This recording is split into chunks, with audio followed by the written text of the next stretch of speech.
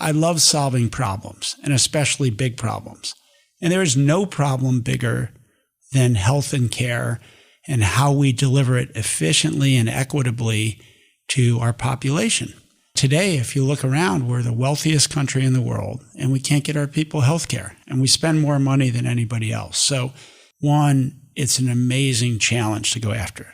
Two, from a moral standpoint, it's the right thing to do.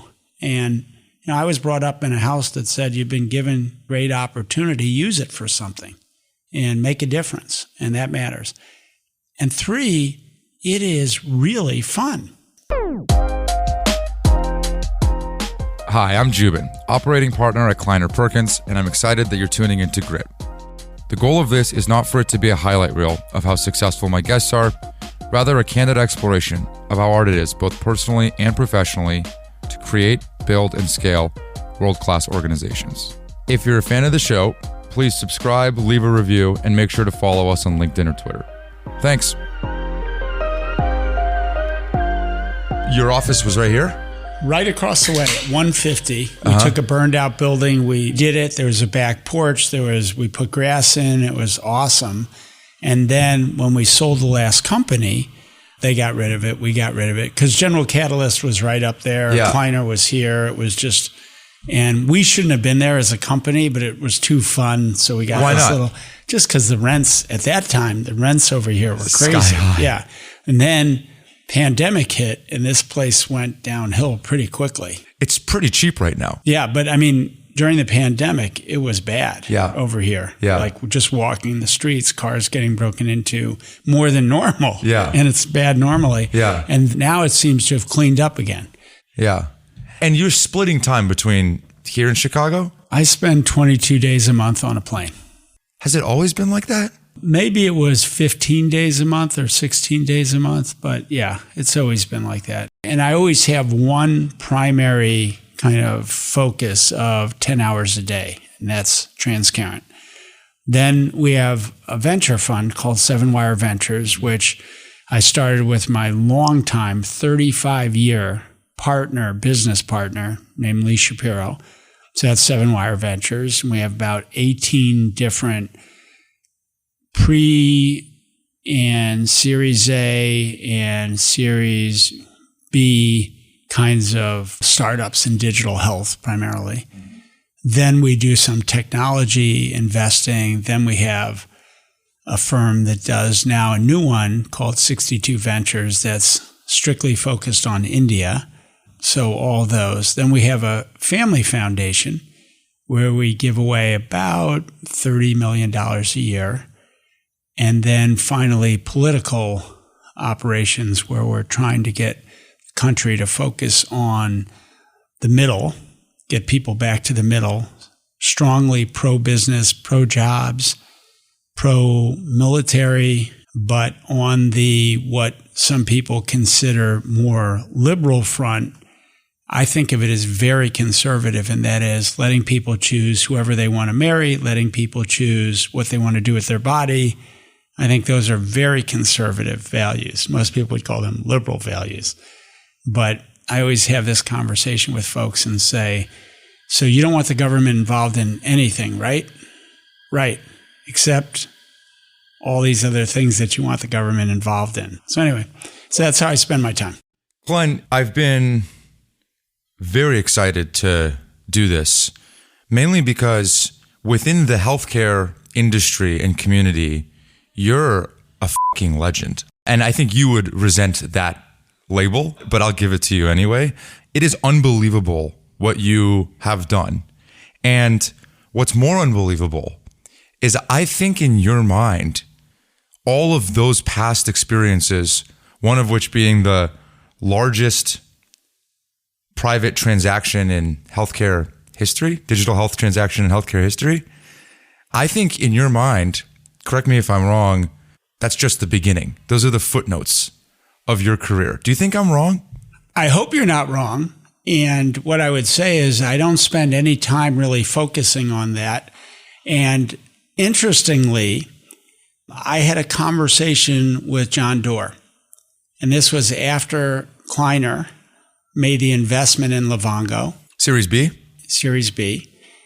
And John came up and he said, Glenn, what you've done, really impressed with what you've done. And, I was feeling like pretty good. Maybe my chest was puffing out a little bit. And I was, well, thank you. And he said, but none of that means anything to us. I said, I'm sorry? He said, we're investing in the future, not in the past. So I wish you luck. We're here for you. But just so you know. And it was, when I tell that story, some people say, gosh, what an ass. And I was like, no, that's the best advice in the world that you could get, which is don't focus on looking backwards, focus on looking forwards. And it's not about what you've done. It's about what you're going to do. So that's how I spend my life. It's always forward looking.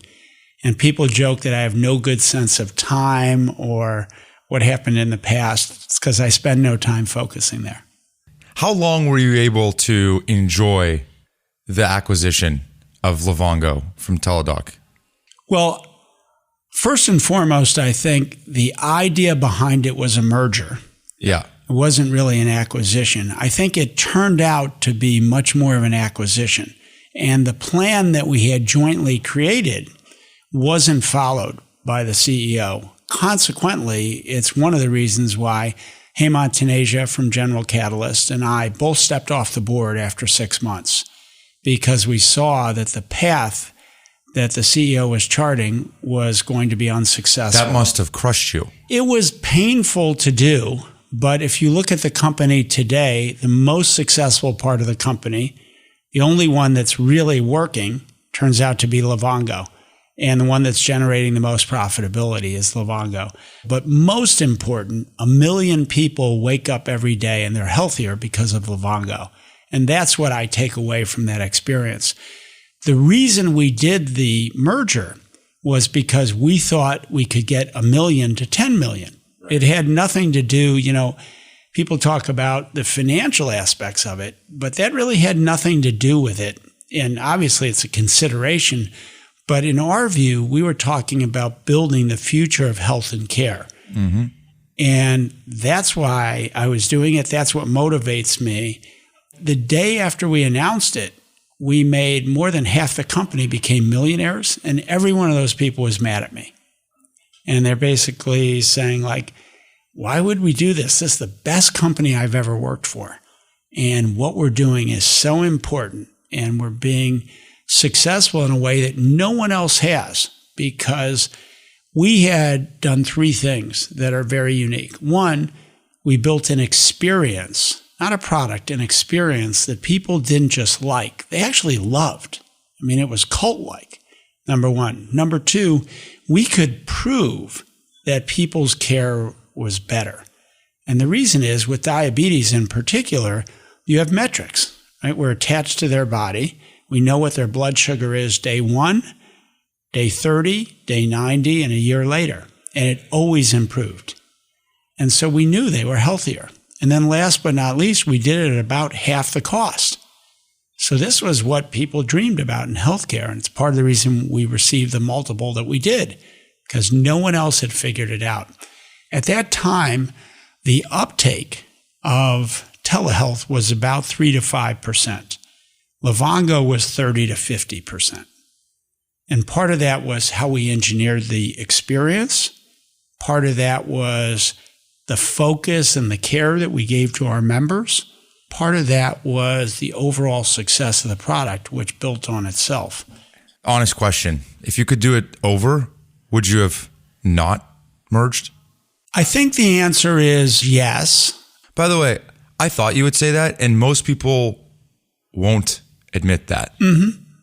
Well, I think if, the 2 largest shareholders, General Catalyst, Hemant Taneja, and myself, I think we would both say we wouldn't have done it.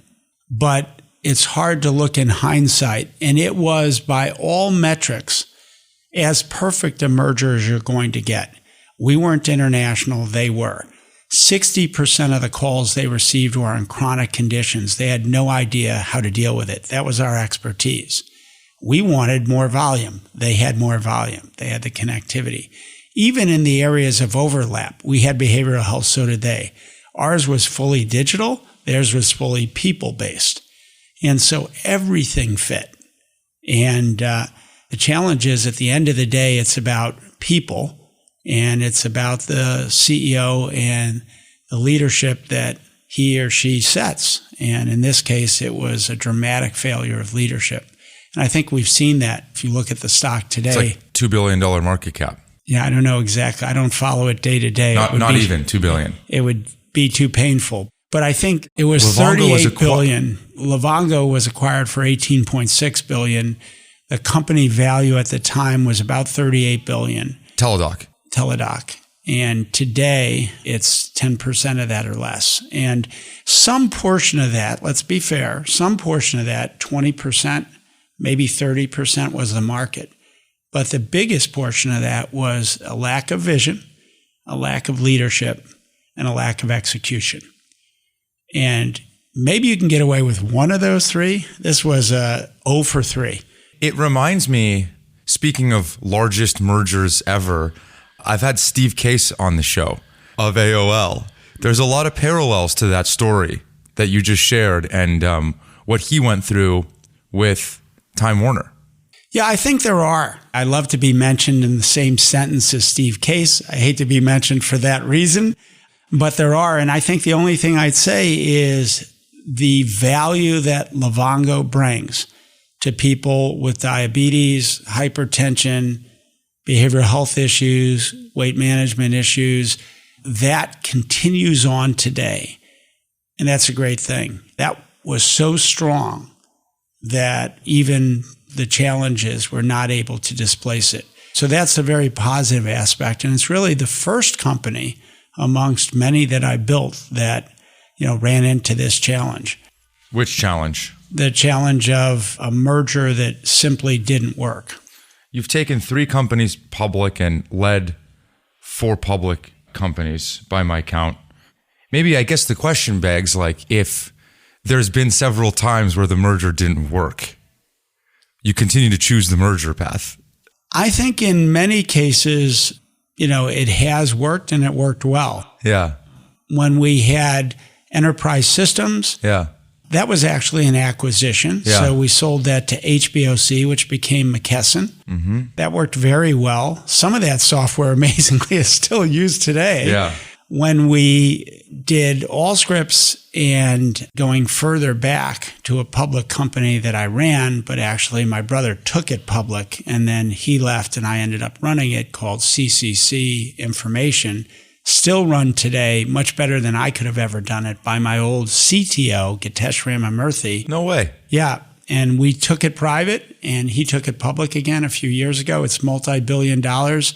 It is the dominant player. He's done a beautiful job of running the company. If you've ever had an accident, if you've ever had a total loss of your vehicle, all of the claims processing for Allstate, State Farm, Liberty Mutual, CSAA, et cetera, all of that's done by CCC, which we created 30 years ago. And it's still, company is unbelievably well run.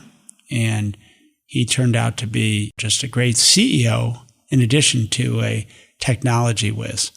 This idea of doing these over again, spending 22 days a month, you're not 30 anymore.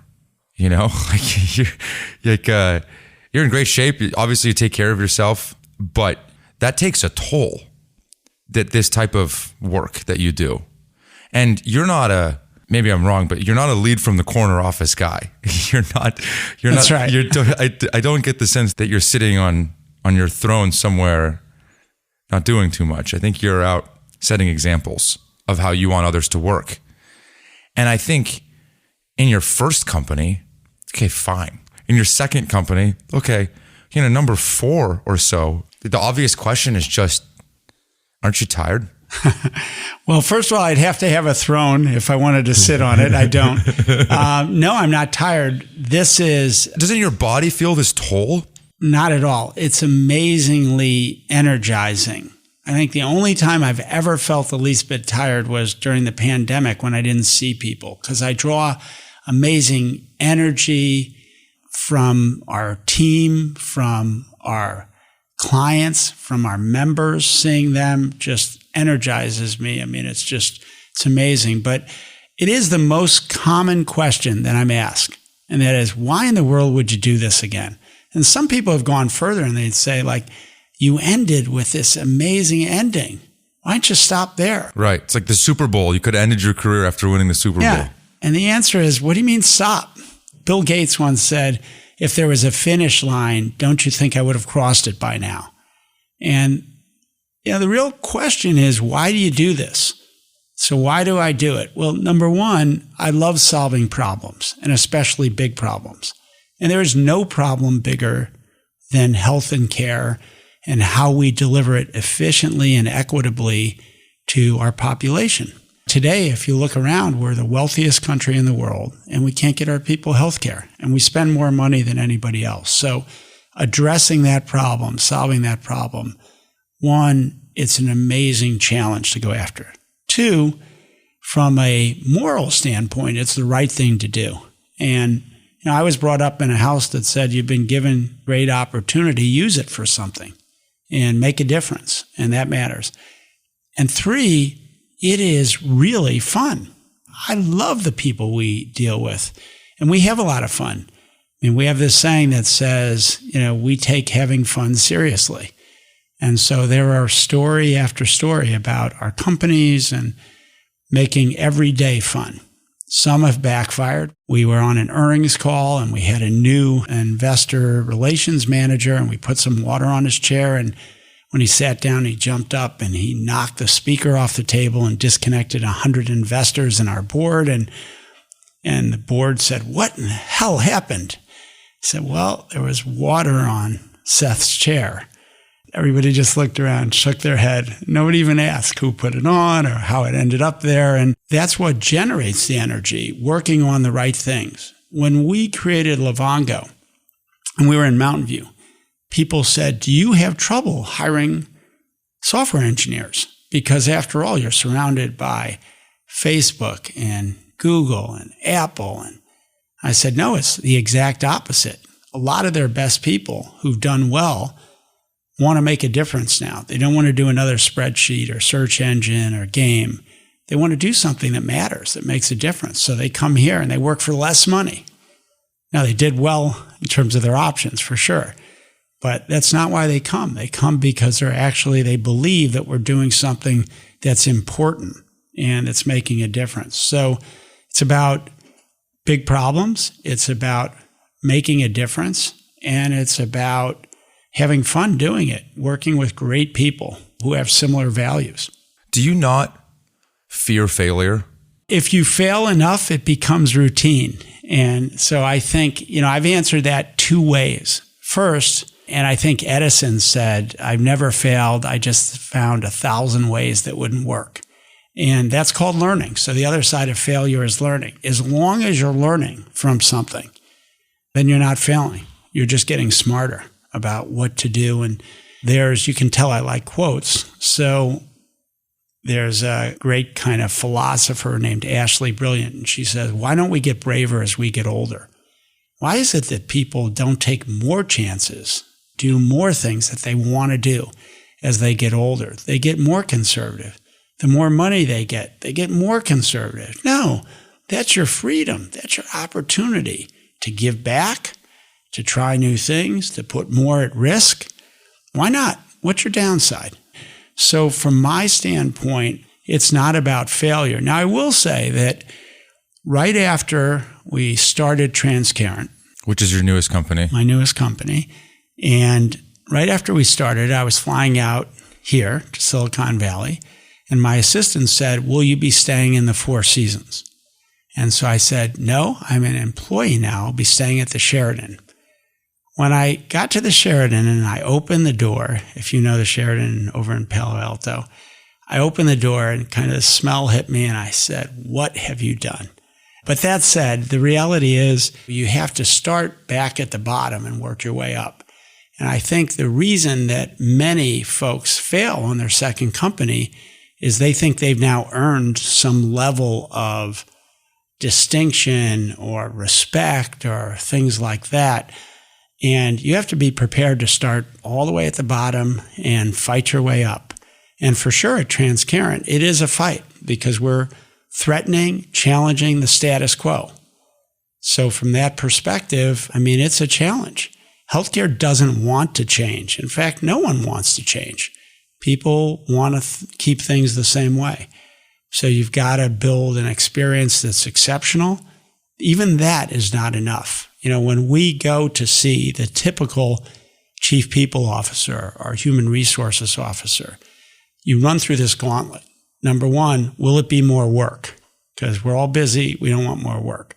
Number two, is it budgeted? Well, it's never budgeted. It's brand new. How could it be budgeted? Was the iPhone budgeted? Did we think we were going to spend that much money on an iPhone? So one, more work. Two, was it budgeted? Three, can anything go wrong? I don't need new issues. And then after all that, number four, let me check with my employee benefit consultant because that's my insurance policy.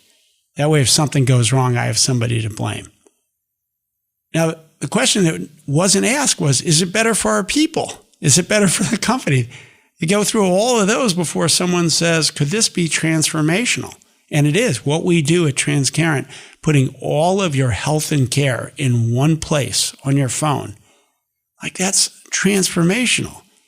If you survey people today across the country, and I kind of joke about this, the one thing that unites our country is that Republicans and Democrats, young people and older people, men and women, all say that healthcare is more confusing, more complex, and more costly than ever before. And it's getting worse, not better. So 20 years of focusing, 20 years of payers and PBMs and point solutions, all the Ps, none of it worked. And the grade that most people across this country give our healthcare system is one that wouldn't allow you to graduate high school. So that's what we're faced with. And we're coming along saying there's a better way to do this. We're going to do what every other industry has done. We're going to use really smart technology, but not for technology's sake. We're going to use it to make it easy to access high quality, affordable care. Easy, most important, because I always say to people in healthcare, they say, let's do a closed or narrow network. Let's do mandatory. Let's give incentives to people. I said, well, when you used Google, when you used Uber, when you used Spotify, did they pay you to use it? Did they force you to use it? No, they didn't. In fact, you paid them because it was so good. It was so easy. It made your life easier. Well, if there was ever a place to make people's life easier, it's healthcare. Make it easier to figure out what to do to take care of yourself and your family and make it more accessible. The accessible part is kind of easy because if you put it on their phone, it's accessible 24 hours a day, 7 days a week. And we're doing things like making care available through chat. In 60 seconds, you can chat with a physician. Nobody else is doing that. And that's going to change everything because it'll change your expectations. Saying, I have a question about healthcare. I'm not going to the ER. I'm not going to just get a random Google. I'm going to ask a physician. And that will change everything. But it starts with expectations. You know, I was landed at SFO and I Ubered, a car, take me into the city. And it said 5 minutes. And I looked down and I said, 5 minutes? Oh my God, it's terrible. I thought to myself, I come from Chicago where you used to spend 15 minutes in 5-degree weather waving your hand to hail a cab. And now 5 minutes seem like an eternity. How did that happen? Well, it changed our expectations. Banking, if you go to a young kid or maybe anybody today and say, go wait in a line to make a deposit or to get cash from a teller. We'll say, what does that even mean? Changed our expectations. That's what we're bringing to healthcare at Transcarent. In all the important areas, access to care, 60 seconds. Low-cost medications paired with Mark Cuban and paired with GoodRx, all in one place. Type in a name of a medication and instantly find out the lowest cost place to buy it closest to you. surgery, you need surgery, high quality physicians at high quality organizations, all pre-negotiated, and we pay them the day they do the work, which is what should happen. And then cancer care and weight management. And that's what everybody needs in healthcare, and it's all in one place. And so if and when we do that, and we're doing it today for some of the most prestigious organizations in the world, that will change everything. You've raised almost $300 million to take this effort on. That's right. Can I take the Uber example? Sure. And just bring it back to you for a second? Absolutely. So there's been literally movies about Uber and Travis and what it took to change expectations and go against the incumbent. In that case, it was the taxi medallions. But probably deeper, it was a system of politics and bad behavior that's been perpetuated over decades. By the way, I think there's going to be a movie about you. It's going to be epic at some point. And I think so. And I guess, you know, this idea of taking on these Goliaths, you're doing it over and over again. That's the crazy thing, is the examples that you gave of changing expectations seem like such a Herculean task. It's just so daunting to go against a system that's designed to fight against you. Just reject this organ. Are you not daunted? Does it not even make you anxious or nervous to do this once, let alone over and over again, knowing that failure is like a almost certainty? I don't know. How do you think about that? Well, first of all, this is, and we have a culture that says you talk about Travis, you talk about Steve, you talk about these folks. But the reality is this is about teams of people. This is about getting a lot of folks together. And if you want to change the world, get a small group of committed people. That's where it starts. So it's not just about me. It's about a group of people that we've put together. And those people, I mean, one of the things I'm proudest about is we have 36 folks who used to work for me who are now CEOs, including a lot of women. And I'm really proud of that. But we joke about that a lot of that is they learned what not to do. But they also learned there's nothing to be scared of. I mean, we're going to give it our best. People say, do you stress? No, I don't stress. I eat a lot of ice cream. I work as hard as I can. I sleep very well. Not that much, but very well. You don't stress? Not at all. Come on. Not at all. Are you being serious? I'm being totally serious. You do not stress. I don't even understand why somebody would stress. Over what? If you work as hard as you can work and you're doing what you love to do, you could have a temporary bad outcome. I mean, if I was stressed, I would be the folks that we compete against, because that's what they ought to be worried, because we're just not stopping. We're not smart enough to stop. Look at a young child and they figure this stuff out and they try over and over again. You say, don't they get tired? Don't they stress? No, none of that. They just keep going at it and keep going at it. And we know, by the way, I know this is going to change. I know that our current trajectory in healthcare is unsustainable. Companies can't pay more. Warren Buffett said GM, which is a great company, he said GM is a health benefits company that also makes cars. What was he talking about? They're spending more on healthcare than they do on R&D now. That's crazy. Our companies can't sustain this level of expenditure. And people, individuals, can't sustain it. The highest cause of bankruptcy, the most common cause of bankruptcy in the United States today is health insurance. And it's co-insurance. People don't understand that even on a great policy, let's say you have 90% coverage, that 10%, if the surgery cost $50,000, which is not uncommon, you pay $5,000. Well, the average American family has about $5,000 of savings. Instantly, they're bankrupted. And that's what's happening over and over again. We have to fix that. So I know we're going to do it. The only question is who.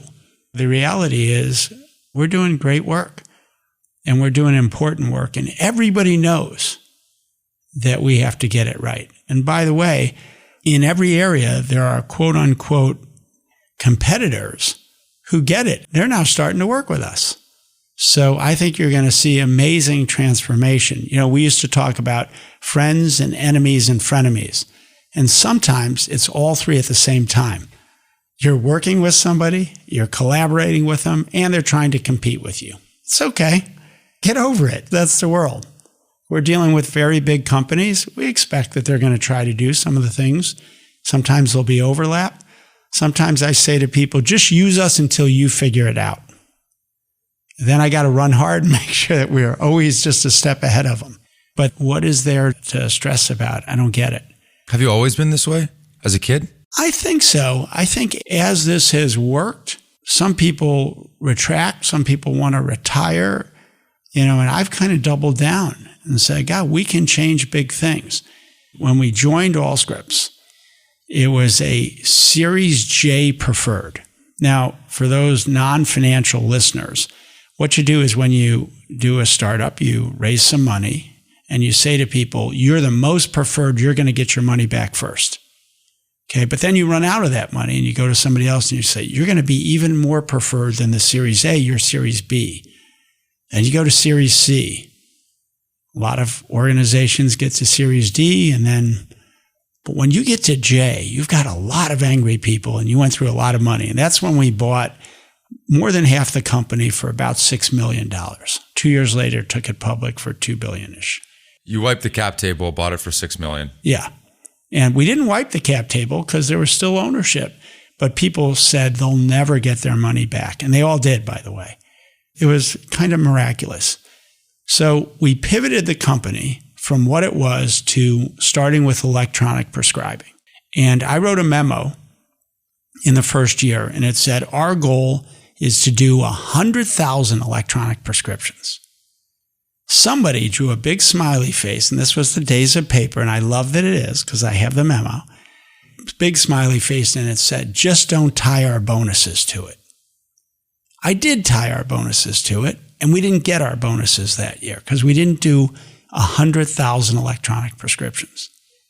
When I left, somebody had that memo, and they gave it to me, and they put it in a little plaque.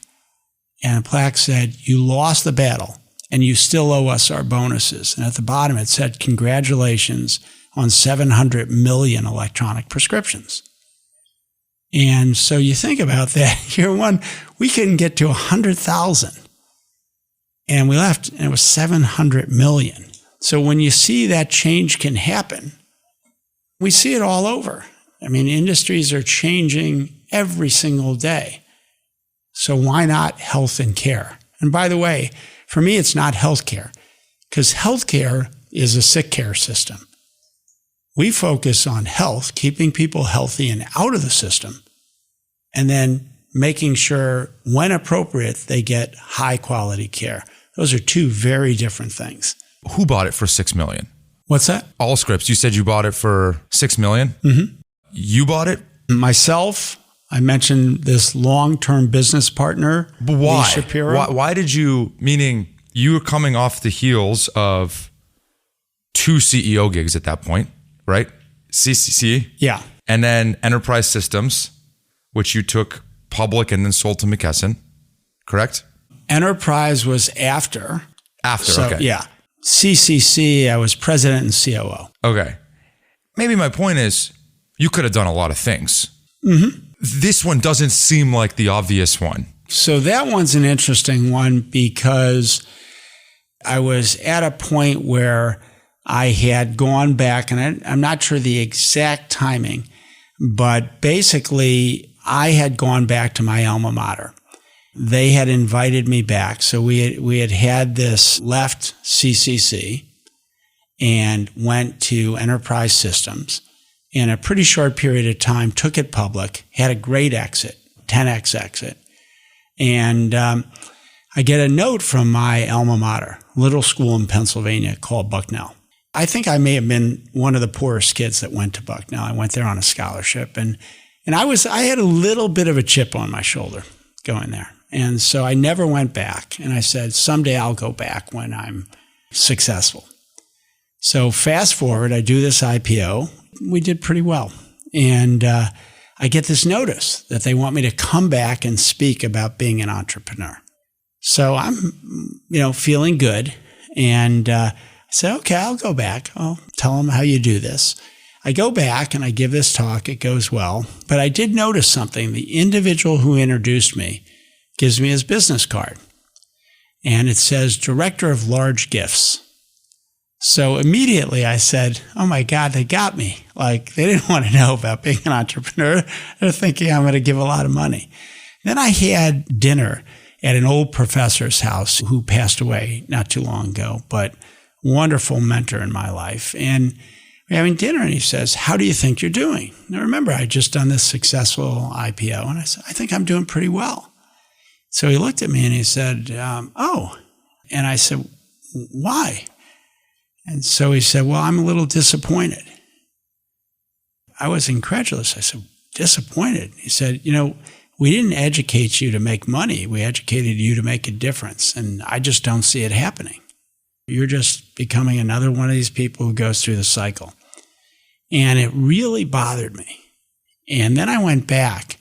And right after that, my niece was diagnosed with type 1 diabetes.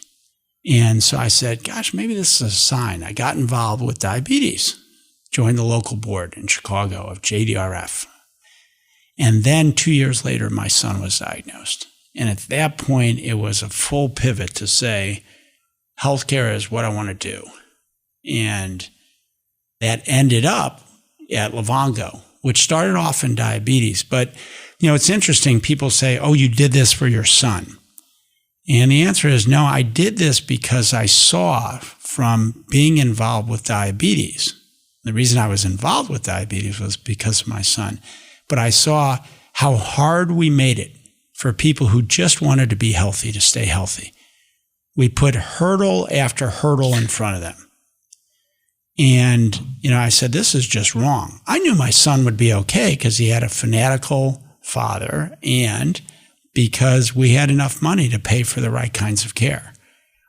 But what I saw upset me. And I said, gosh, I put all this together, making a difference. What am I really here for? Focusing on healthcare and doing it in an equitable way. Because there are a lot of ways to make money in healthcare. You wouldn't believe. We're moving from $4 trillion of spend to $6 trillion of spend.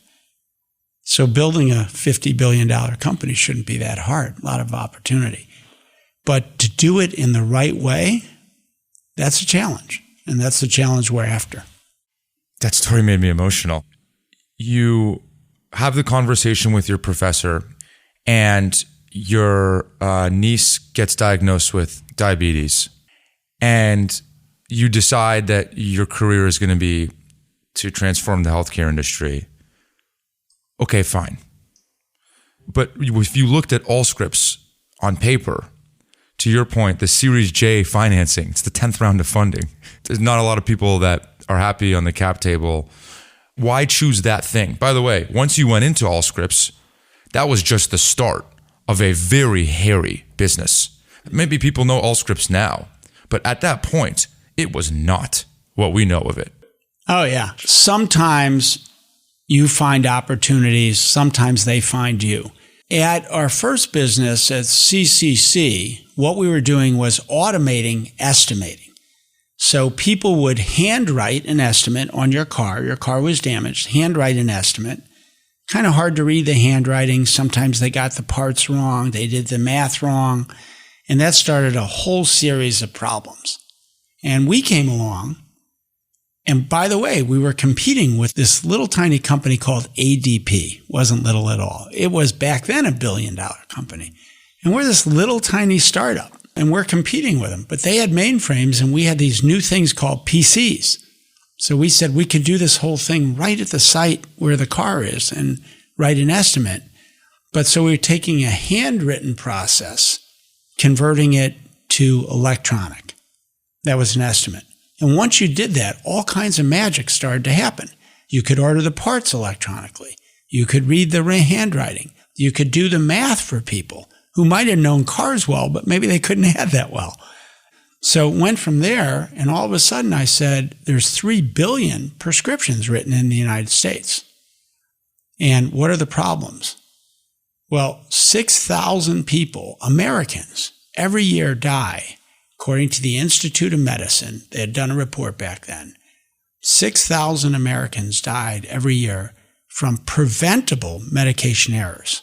What was that? Big portion was bad handwriting.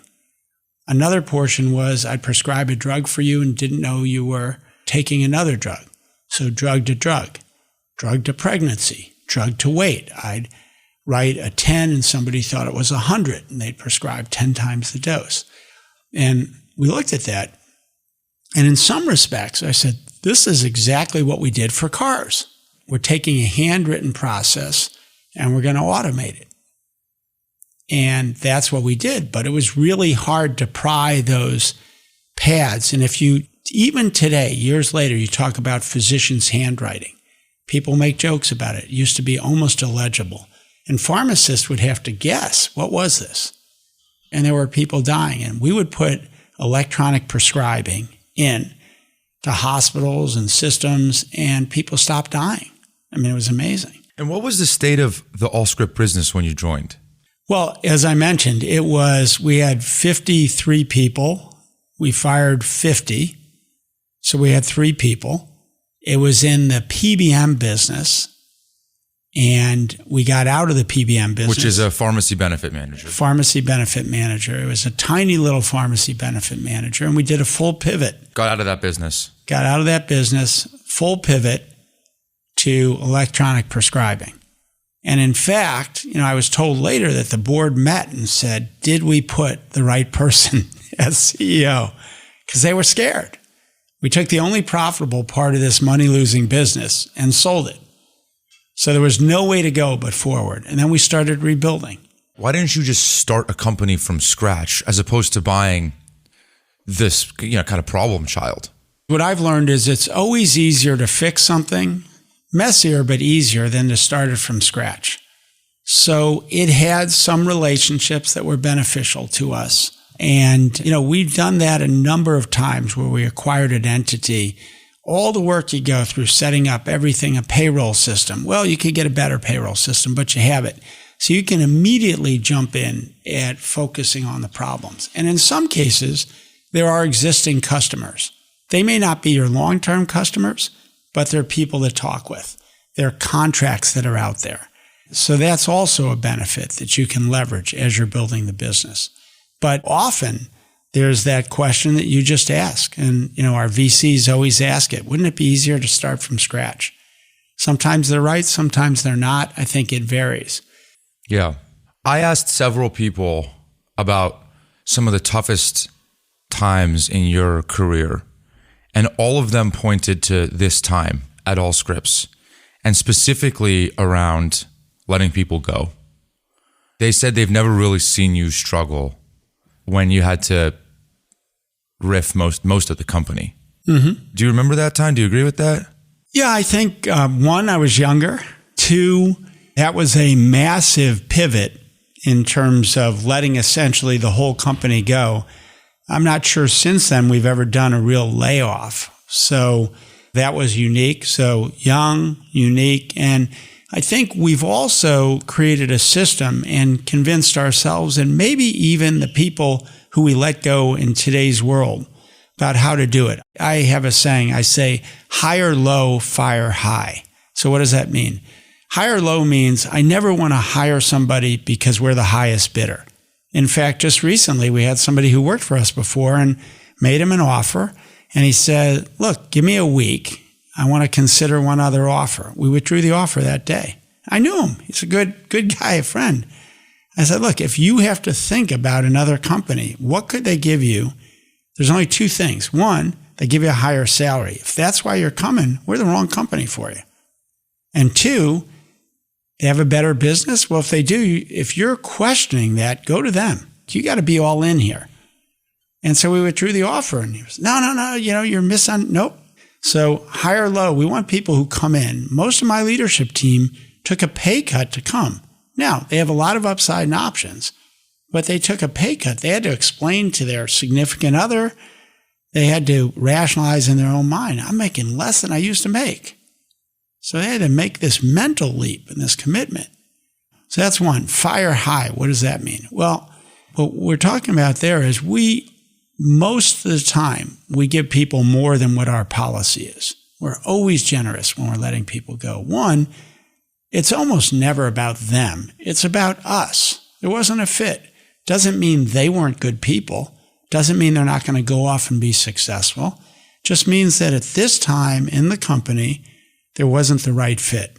Maybe it was us. Maybe we didn't give them the right training. Maybe they were in with somebody who wasn't the best manager.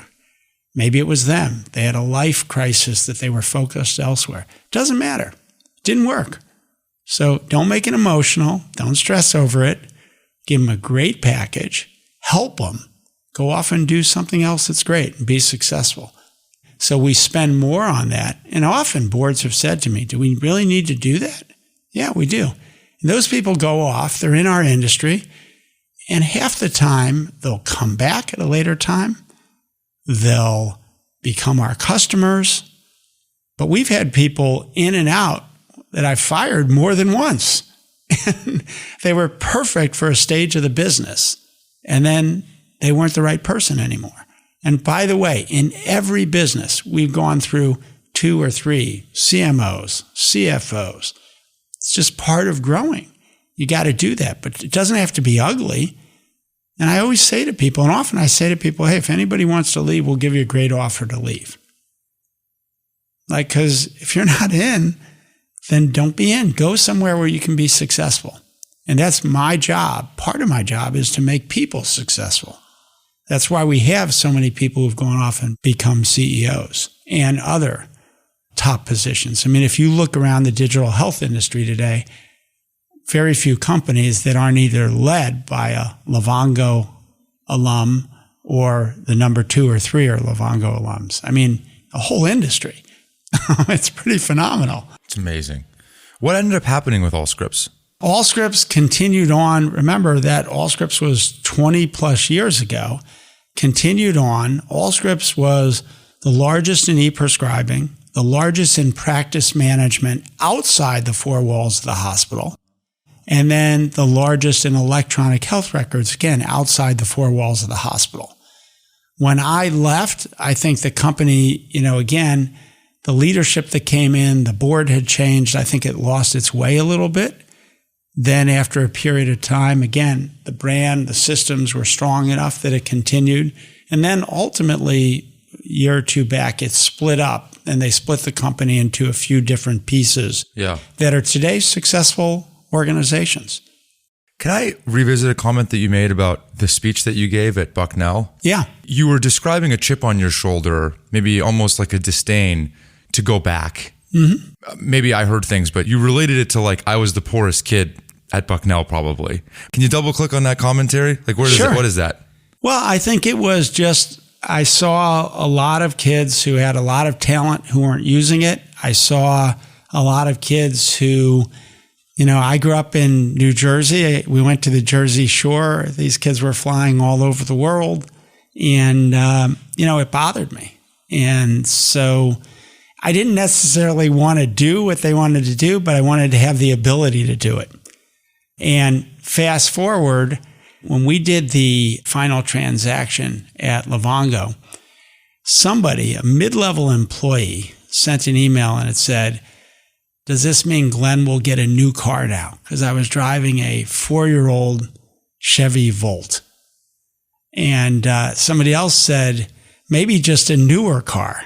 And these were just like regular people making fun of the CEO, the founder. We didn't have any levels. Nobody like it was. And then my longtime business partner, Lee Shapiro, said, if he just washed the car, that'd be great. Because I wrote my name in it a week ago and it's still there. And this whole thing was going on. It's like, don't they have any respect? No, of course they don't. We're all just here. We're one big team. We're one big family. We're building something great. And that's how we ran the place. Very few levels. Similarly, if somebody sends me an email, and this goes on today, and if they're talking about somebody else, I just forward the email to that person. And initially people say like, you weren't supposed to send that email. Well, you were talking about them, I thought. And they're like, does he not get it? Or does he really get it? Which is, guess what stops when you do that? People start sending me emails about other people because they know I just forward them on. And so we're not going to play that whole political game or anything else. We're going to be very radically honest. We're going to tell people, there's an old theory that says you criticize in private and you praise in public. And I think it's just the opposite. And that is, when you praise, if I say to the company, well, Susan won this big deal. Susan's awesome. Everybody else in the company says, what about what I did? I built the product. I implemented the product. Why should Susan get all the credit? Rather, I'd like to celebrate. I can go over to Susan and say, you did a great job. You're going to get this or that. But the company wins together. When somebody makes a mistake, that's a learning opportunity. You got to broadcast that. But for that person, it's not always great. But that's what you have to do. And people in our company say, yeah, today was your day. Tomorrow you'll be fine. Can you give me an example of that? It's all over the board. It's somebody who was unprepared for a presentation, who didn't explain it right, who sent out an email to a key customer with typos in it, who, somebody who took 3 days to respond. It's like 3 days, like what could possibly have been more important than getting back to our customer? Even if you didn't have the answer, respond immediately and say to them, I got your email. We're working on it. It's important. I'll get to the bottom of it. But having him wait 3 days, who wants to wait 3 days? Nobody. And so what do you do in that case? I'll send an email to a variety of people saying this is just unacceptable. And some people get upset about it. But that's how you learn, because somebody says, I don't want to get an email like that. But if I was quiet about it, no one would learn. And everybody might make that same exact mistake. And I think every single day, if you talk to our people, they will say there's learning going on. And sometimes it's great. Now, we give a lot of praise to people as well. We'll break into, just yesterday, we're at a meeting. One of our engineers came in and I was like, let's just applaud. And he's like, I didn't even say anything yet. I said, that's right. Suck it up. Enjoy it. Now we'll see what you say. And he was running our 10X AI project, and he's awesome. And we've got our whole leadership team there. He's presenting. We had one of our people go and testify in front of Congress. And it didn't happen by accident. We could have sent a senior executive. No, we sent one of our engineers. It was like my whole family was watching. It was like a moment for him. It's just amazing. And then somebody else said, you got to be careful. Somebody might steal him. Well, I just hope it's for a big position. We've got to change that dynamic.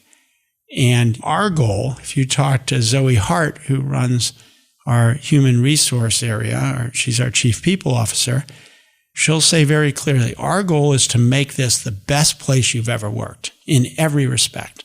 So, for example, each quarter, we have people who have 3 minutes to present any charity they want. And we have 3 to 5 people present to the whole company. And then the company votes.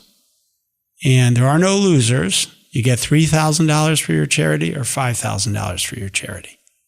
You got to explain why it's important to you. You have to be involved in some fashion. Could be a family member. It could be something you volunteer for. And every quarter we do that. And our people get to learn about what's important to their fellow workmates. And we touch every year 50, 100 charities that are important to our people. Now, that's not funded by the business. That's funded by my foundation. But your foundation funds it. Yeah. Well, I can't use investor money to do that, or at least I don't want to. But, we embrace a number of charities. So one is the Juvenile Diabetes Research Foundation. Which I think you're the largest contributor of in maybe the world. I hope not, but that could be true. I think you spend more money trying to solve diabetes than maybe anybody in the world. Well, let's put it this way. There's a lot of people who give a lot of money, and we're happy to do so as well. It's interesting. My mother said, never take credit for anything you give. It only counts half if you do. And I never did. We did everything anonymously until I had to also start fundraising. And it's really hard to go and ask people for a lot of money if they don't see you giving it too. And if they see you giving it and they see your commitment, then they join in. Fundraising for any number of charities. For charities. For me, yeah. It's juvenile diabetes, but we support the America India Foundation. So 20% of our donations go to America India Foundation in India, where we're doing amazing things. We support addressing challenges on the south and west side of Chicago. So the Chicago Food Depository, and we're doing hydroponics. How can we grow food right in the south side, which is amazing because the biggest cost of food is transportation. So what if we grew food in all these empty warehouses vertically with hydroponic systems and then gave it to people right there? So we're doing a variety of different things, but I was going to mention that on JDRF, we have a ride. At Livongo, we had the largest ride team in the country, over 200 riders, I think. Bike ride. And it is the most engaging event that we do all year as a team. You have people who haven't ridden since they were kids. They get on a bike, they start riding, everybody else is cheering them on. We have people at the bottom of hills pushing people up the hills and then riding back to the bottom. And afterwards, people say this was like life-changing, but those relationships, across the company. And we're already one of the larger teams now at Transcarent. We're getting, it's every summer. And you can join us, by the way. It is transformational. You're riding. When is it? Where is it? It's August 12th. There's 5 of them across the country. We do one in Wisconsin. Here's the beautiful thing. One, it's not a race. It's just an event that it's 100 miles, but you can go to the first rest stop and back. That's 15 miles. Second rest stop and back, 30 miles. Beauty is that everybody pretty much finishes within an hour. You finish, there's a big party. But it's an amazing thing because you're riding along and you know what you're doing. And you see people wearing continuous glucose monitors and people riding with their kids. And, it's incredibly emotional. And the whole thing is just the whole way you feel supported. And people get so into this. But we have people who go and they say, I'm going to ride 20 miles. And they ride 100 miles. They can't walk for the next week, but they are so proud of what they've done. So we have this kind of hierarchy. Says our members are first, our clients or customers are second, our people are third, our community is fourth, and our investors are fifth. And if we take care of each one in that order, we'll have a successful company. That's what we focus on. And that's our way of giving back to communities. But every one of and we measure this, every one of our leaders is involved in charity, and every one of our offices does community events because that's what good companies do, or that's what great companies do. When you were growing up, you mentioned in Jersey? So my family's originally from the Midwest. When I was in 4th grade, my dad got the big promotion. So first we were from St. Louis. He got the big promotion to go to Chicago. Family moves to Chicago. Family, one of 6, right? I'm the youngest of 6. And so now, the youngest of 6, most kids have grown up. They're in high school, whatever. I'm the youngest. And we moved to New Jersey. So from 4th grade on, I grew up in New Jersey. But that said, I think that the best description, which is kind of well known, is my mom was very proud of her 6 kids, and she had 6 pictures up.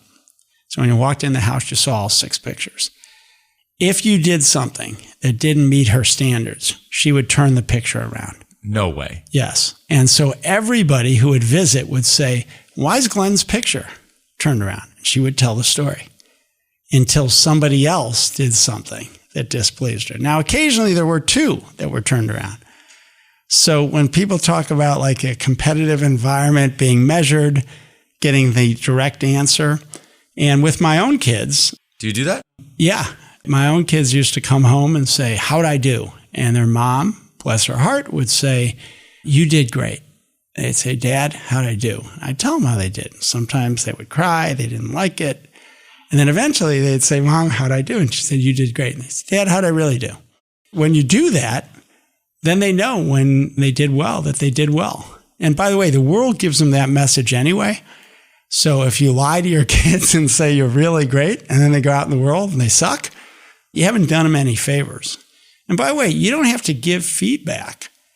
Like when people give you feedback, it's a gift. And I always say to people afterwards, like I'll ask you, how'd it go?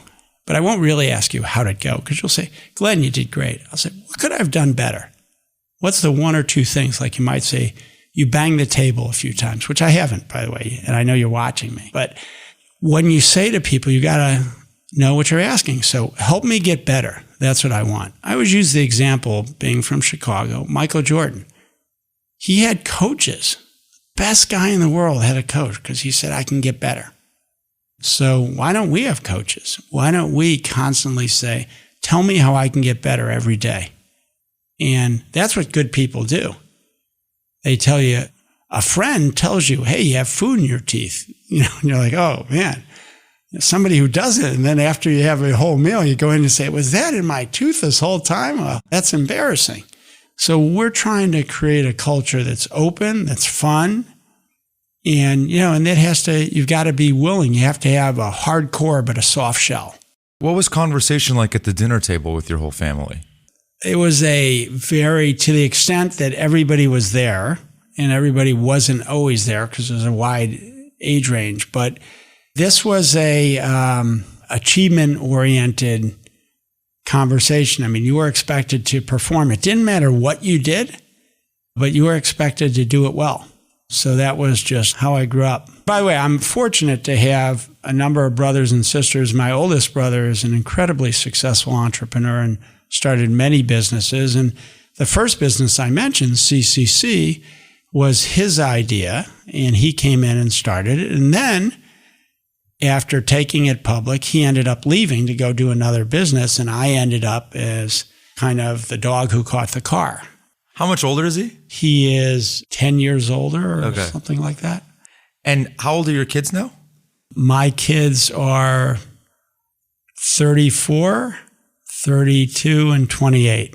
That wasn't a test. Roughly. That's probably wrong. They're all going to say, like, I can't believe you don't know. I do know their dates of birth. That's good. So I could do the math backwards if I was smart. Married? The oldest one is a glass blower. He's amazing. And he is married and has my first granddaughter, whose name is Olive Jean. Jean is after my mother, Jeanette. And the next one, my daughter, she runs our family foundation now after spending about 8 years in the Middle East. And then the youngest guy went to Penn, played football there, then became a Buddhist monk. Then he's a neuroscientist by training. Wow. And now he's doing a healthcare startup called Quilt. What about you? Are you married? I'm not. I'm divorced. There is this odd pattern amongst, I'm 180 episodes into this show. Okay. All like incredibly high performing people. Okay.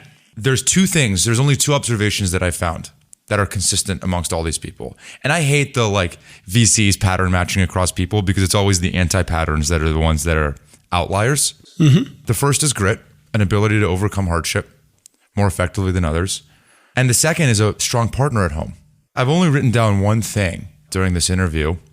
It was Steve Case and Bill McDermott. And it's the only two guests that I think I've ever had where I walked out and I thought they should be president one day. I actually think they could run for president. That's how much their leadership qualities projected outwards. And I think that about you. I think that highly of you as a leader. Everything that you say is believable and emotional. It comes from within. Knowing that, is there a toll or a cost of leadership that comes personally, that comes from being on a plane 18 hours a day? And I always ask myself that question because growing up, the great business people that I would see always sacrificed their family life to, and maybe that was, not spending enough time with kids or whatever. And that has surprised me that most other people that I've talked to, at least on this show, that's not the case. Anyway, I don't really, I'm just trying to reconcile that, I guess. I think family is incredibly important. I was fortunate as a young president, CEO, and as someone who knew where their values were, to always put my kids first. Mm-hmm. And so some people would stay and play golf for the weekend. Never did that. I'm known to fly at night. Okay. So I would always red eye back so I could see the kids. People are like, are you crazy? Like, wait till the morning to fly. No. I want to get back. And for many of my kids, including my son, when he was at Penn, played football, I never missed a game, not a single game. People talk about work-life balance, and I don't believe in that, but I do believe in work-life prioritization. And the whole sense of, particularly today, work and life being different. I mean, to me, they're all together. I have customers and people I've worked with and their friends, and we do things together, and it's all mushed together. And JDRF, but my business is involved with JDRF. Well, that's a charity. But then some of the people in the charity say, I want to do business with Glen because he gives back to JDRF, and that fuels that. And politically, I played basketball with a guy, and the truth is neither of us were that good. So we had to sit on the bench and wait until we could get in. And then he said, I'm going to run for Senate. And I said, well, I'll support him because he was just a guy sitting next to me who I got to know. And then, he became senator. And then he said, I'm going to run for president. And, I said, well, I'll support you.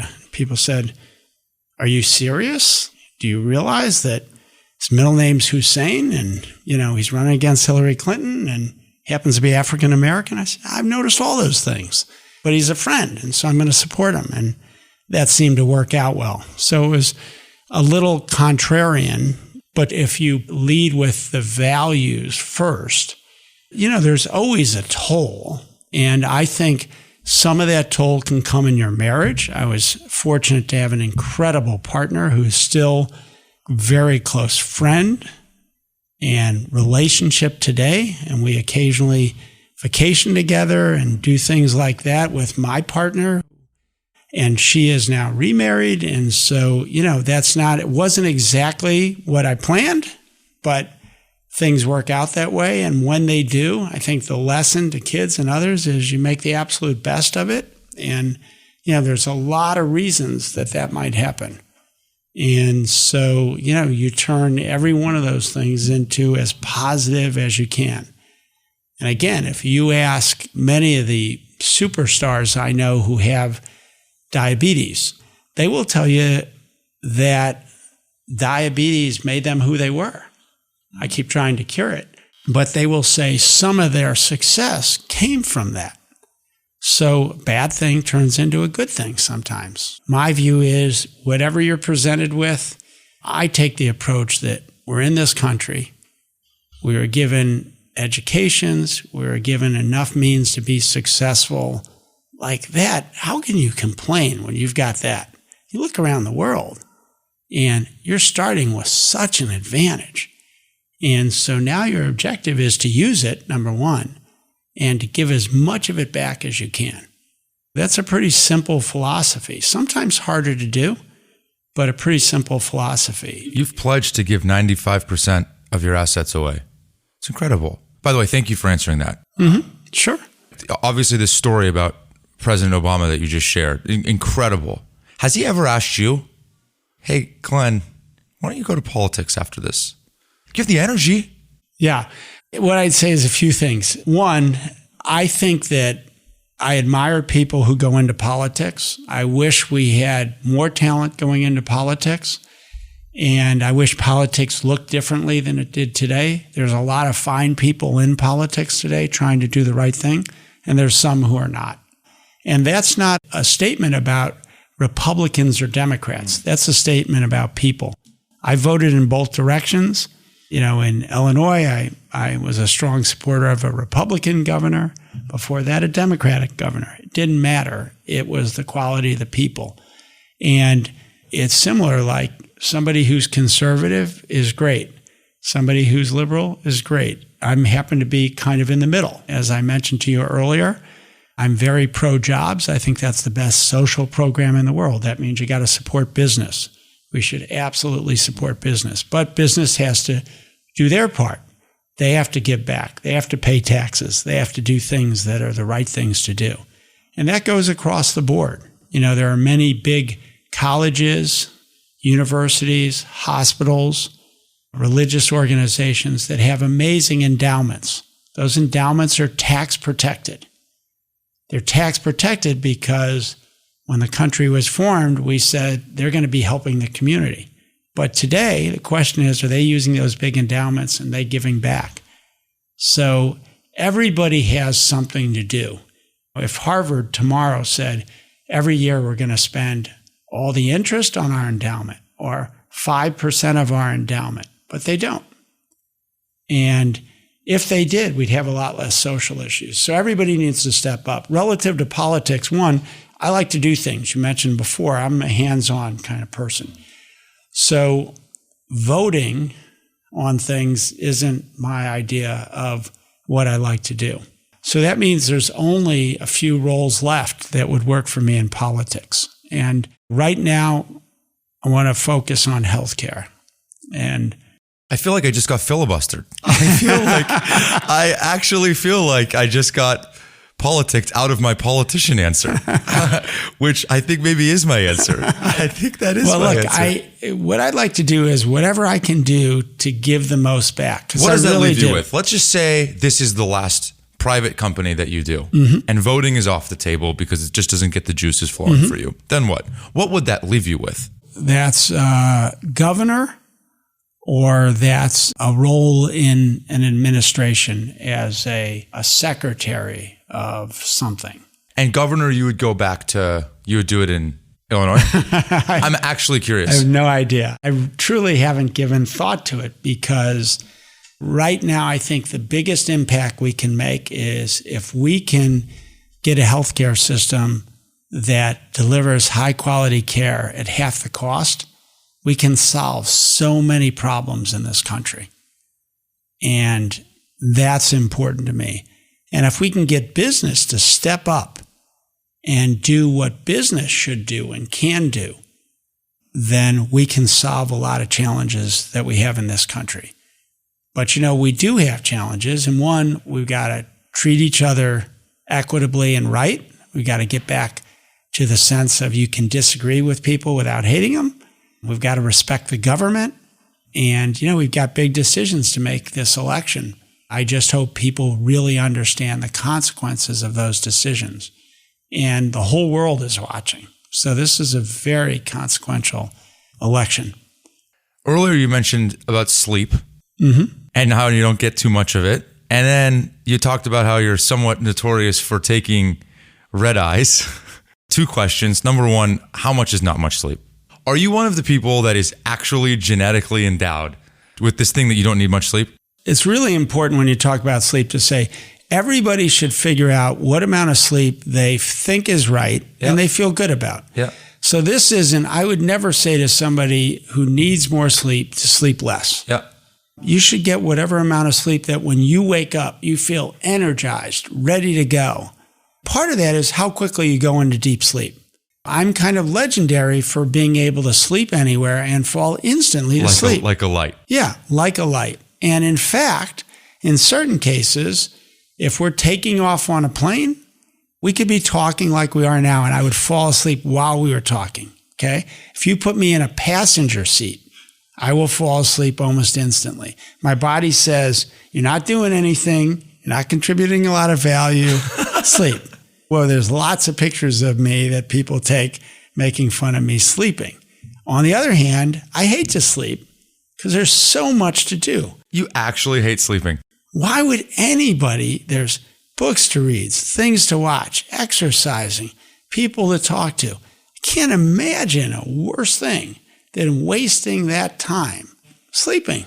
But when I'm tired, I go to sleep. But I do not like sleeping because nothing's happening. I'm fortunate that everything I do, I happen to like to do. So I love to exercise. I love to meet with people. I love to read and learn. I love to watch documentaries and other things. I love to be with my kids. I love to be with my partner. So on and on from that perspective, why would I want to sleep? Like that prevents me from doing things. But, I sleep, I think, as much as I need to sleep. And you sleep on the red eyes, I imagine. Most of the time, yeah. I mean, I sleep at least a little bit on the red eyes. If I fall asleep, then I know I needed to sleep. So 4 to 5 hours. 4 to 5. That's the number? Yeah, 4. That feels generous. Yeah, 4 to 5 feels generous. Yeah. And you're not tired? No. So you're just never tired? Well, when I'm tired, then I know I got to go to sleep. Yeah. No, I'm generally not tired. Okay. All right. I buy that. And then you work out every day? Yeah, almost every day. Some days it's impossible, but I try to work out every day to do something, to bike. I try almost every day that I can. Any meeting that's longer than an hour, I try to do on a Peloton. And by the way, that doesn't mean... Like what? Like, give me an example. Like a e-staff meeting or something? Yeah, board meeting, anything that you're on Zoom and you're sitting there. I try to be on a Peloton. I have a Peloton desk that costs like $70 on Amazon. It fits right over your Peloton. Set your computer on there. And, you're looking at your computer, but you're just pedaling. You're in a board meeting? Yeah. You could do that in a board meeting? Yeah. By the way, it's much better. So absolutely 100% better. One, if you're pedaling, remember, you're not doing a full workout where you're, sure, but you're pedaling, your feet are moving. You can do a walking desk, standing desk, but if your feet are moving, you are more alert. You're watching, you've got more systems in your body going. You're going to absorb more information. So if you're just sitting there, and half the time, if you look at almost every board meeting, somebody's like this, and I'm looking down for those people who are listening and not. And what they're really doing is doing email, or something else, because they're not paying attention because they're either bored or their mind's wandering. When you're walking or you're on the Peloton riding, much more focused and alert. I agree. And you're healthier. That's why I can't really do Zoom meetings. Yeah. I don't have the attention. So again, walking meetings are you great. Breaking a sweat? Sometimes, but sometimes I'll wear like a collared shirt over a t-shirt and I'll sweat a little bit. And sometimes you notice people bouncing, like our general counsel, Erica, she's always walking and you see her bouncing. That's just what it is. That's awesome. I love when people are doing. Now, again, you can't do a walking meeting if you're looking at a diagram or something, but you can surely be pedaling. I think, again, if everybody did a little bit of that, and breaking a sweat is only sometimes, like you're not on there to do your full workout. Sure. You're on there just to keep your body moving, and that's a good thing. Yeah. Are you willing to trade anything for time back? Meaning, there are stories in your business life where you're taking a company public.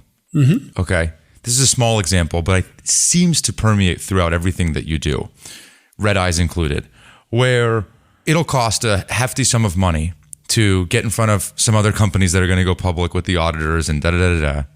And you'll say, no question, do it. Let's pull an IPO up a month and it'll cost $1 million+. And it's not even a question in your mind. We got to do it. Most people would say, Glenn, come on, it's a month. Like, we could save that money. You're smiling. I'm smiling because you must have talked to Lee Shapiro, who told you that we did exactly that. We spent $1 million to pull an IPO up at Livongo. But that is not, you trade money for time a lot. You do a lot to get time, pull it forward for you, Yeah. Look, one of my investment partners, Hemant Taneja, who helped us along with Lee Shapiro and Jenny Schneider and others, helped us start Livongo. And, he told me he was pushing me to get a plane. And so he said, look, a plane is nothing more than a time machine. And that is, it can allow you to do how you use it. It can allow you to do twice as many things as you could otherwise do. And so eventually, just in the last year, I did that. And I did it mainly because it allows me to spend more time either with our clients or with my family. And it's totally, I don't charge the company 1 cent for it. So the company actually benefits because normally they pay for me to fly somewhere. But it's a huge win. So my CFO, Stephanie, says, you should take care of yourself and fly. But the reality is I'm doing it because there's certain places and times when you can't be 3 places in a day. So for me, that's kind of, some people would say that's an amazing luxury, but that's not the way I use it. I'm using it because otherwise I'll fly. If I'm coming from Chicago to California, to be honest, it's easiest for me to just take a commercial flight. But if I have to be here and there and 2 other cities, then it might be easier to just do it with a plane. Yeah. But that's still, even though I have it, rare that I use it, maybe 1 or 2 days a week or something. Yeah. If you're traveling 22 days a month and you have a plane now, you'll only use it maybe half the time? Less than half the time, maybe a third of the time or less. Yeah. I use it for utility, not for convenience. So again, if I want to be here doing something, but be back somewhere else. Sure. And I can't get there on a commercial flight and I can pick up a few hours, then I'll figure out and use it. Yeah, that makes sense. And so if I'm in 6 or 7 cities in a week, then I might say, okay, for this 3-day stretch, you've got to also realize you've got logistics. So you've got pilots, they can only fly. I can fly as much as I want. They can only fly a certain number of hours. And then they time out. And so you have to think about that. So sometimes my schedule will outstrip their ability to fly. So they'll have to catch up with me or something. And maybe this is about planes, but it's actually broadly speaking kind of how you're wired. Don't you get on your plane and then go back to a United flight and have a delay, or the Wi-Fi is not working on the plane, or whatever? It's just not comfortable. And you're like, wait a second. And it reminds me of why you start companies. It's like you're just a different breed. I think it's like, how do you not become accustomed to these things? It's very normal human behavior to, once you stay at the Four Seasons, really never want to stay at the Marriott again. Or once you've sold a company, really not want to go through the drudgery of doing it again. Or once you've flown private and you own a plane, really not wanting to go take the commercial flights. Yeah, I can't explain that, but I will tell you that funny story that we all experienced after doing the Livongo IPO. And we had wonderful bankers from Morgan Stanley, and you're doing multiple presentations a day in multiple cities. And so whatever your drink is, I have this drink that's kind of infamous called the Green Guy, and it's a banana, green tea, matcha, oat milk, and ice. And you can tell Starbucks to make it, they'll make it. But so every morning there'd be somebody, I'd come down, there'd be somebody standing there for me and somebody standing there with Lee Shapiro, his water, and Zane Burke, who had like muscle milk, and Jenny Schneider and, her drink. And they'd all be standing there and they'd hand it to you and everything. And we finished, we did the road show. It's all over. It's Friday morning. We all come downstairs and we're looking around. Nobody. It's over. Back to life as it used to be. And it was just this wonderful, we all just laughed and we all said, well, that was fun while it lasted. And that's not real life. But it was just like, my hand's out and there's nobody filling it with my drink. Like, I got to go stand in line. Yep. Welcome to the world. But look, it's a great, humbling kind of, that's what keeps you real. And last night, so I was coming here. I was here for the weekend and then I had to go back to Chicago for meetings, and I was coming here last night, got to the airport, and just as I was about to board, they announced, first time this has ever happened, that a tornado is headed toward O'Hare. O'Hare has a glass ceiling. Everybody had to go down in the tunnels underneath. No. Yeah, so it was just, really? And by the way, had I been on my plane, it wouldn't probably have been able to fly anyway, but who knows? Or maybe I would have already been gone, actually. But I mean, it was just one of these things like this. It's just another travel adventure. And, ended up getting here at 2:30 in the morning. But that's what everybody goes through. So it's And you weren't kicking yourself like, oh gosh, I can't believe I didn't leave a few hours earlier. Could have taken the plane. Nobody knew. And actually, it was kind of funny to watch them try to clear out the airport, deboard planes, get back on planes. How long were you delayed for? 4 hours. And that didn't just kill you? No, it's just, you got to go with things sometimes, Wow. Well, we're proud to be small investors in what you're doing today at Transcarent.